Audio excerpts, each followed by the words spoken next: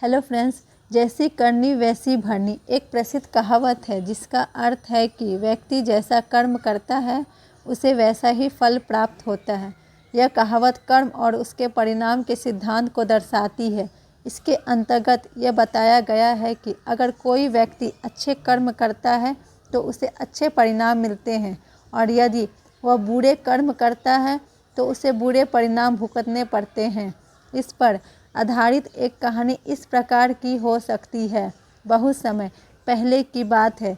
एक छोटे से गांव में रामदास नाम का एक गरीब किसान रहता था।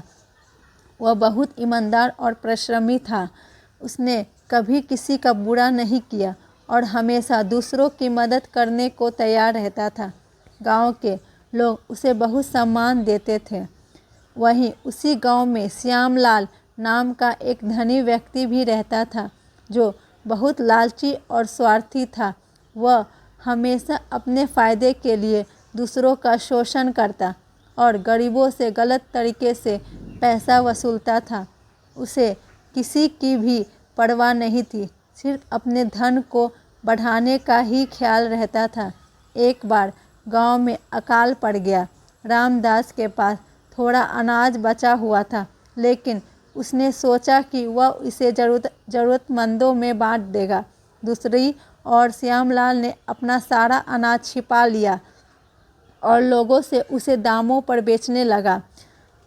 उसने गरीब किसान से उनका सारा पैसा छीन लिया।